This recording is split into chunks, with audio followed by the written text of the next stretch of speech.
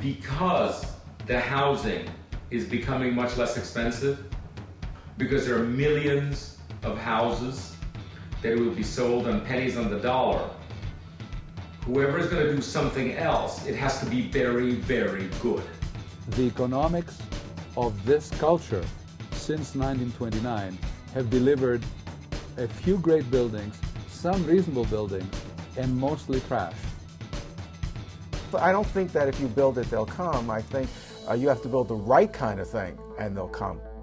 People want to have a sense of interaction with other human beings, and those are the communities that are thriving. You want to get the young people there, and young people want sizzle, they want a nightlife, they want social life. They want to be in a place where they can easily walk to their job, walk to a bank, a post office, office supply store. Even people who grew up in suburbia are looking around saying, you know, where do I want to retire?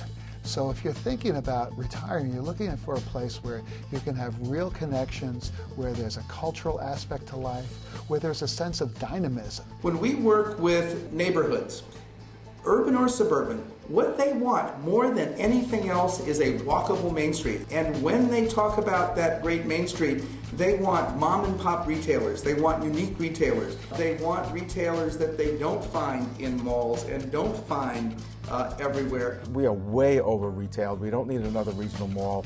We need more downtown shopping so people can service themselves and live and work and play within the community that they live in. People are seeing that there's actually a lot more to gain from community life, from civic life, by being in a more densely developed area, and people like being in older downtowns. We have been asked to do downtown studies at the request of the retailers that are located in a downtown, because they know that in order to make retail succeed, you need to have a 24/7 environment. You need to have a lot of people accessing the retail both in the daytime and at night.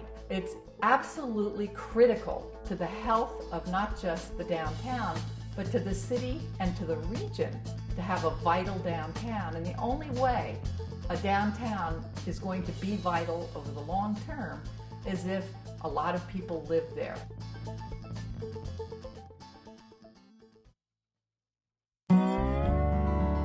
Authenticity and quality of life is very key to us. An authentic place, an authentic downtown, an authentic city, an authentic village is one that is true to its history.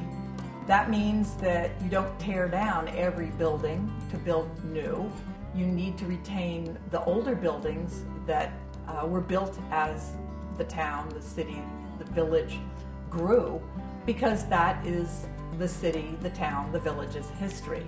So an authentic place is one that has a history and one that reflects the life of the people who lived there. What we found as far as who is attracted to those authentic buildings in those downtowns are primarily a mix of older and younger singles and couples. Real places have that balance of diversity, and I think that's the key technology of the urbanist to achieve authenticity.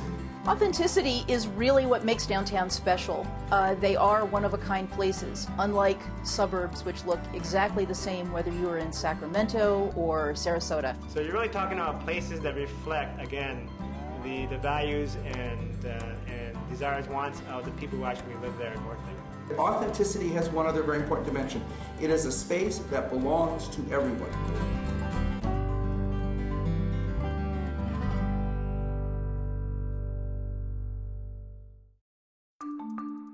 I think the Renaissance strategy of looking at downtowns, looking at transit stops, and investing in areas that already have good bones but just need more structures and more people is the right strategy. One of the great resources that's underutilized is public transportation. I mean, we learned last year when gasoline prices were $4 and $5 a gallon that the days of cheap energy are over.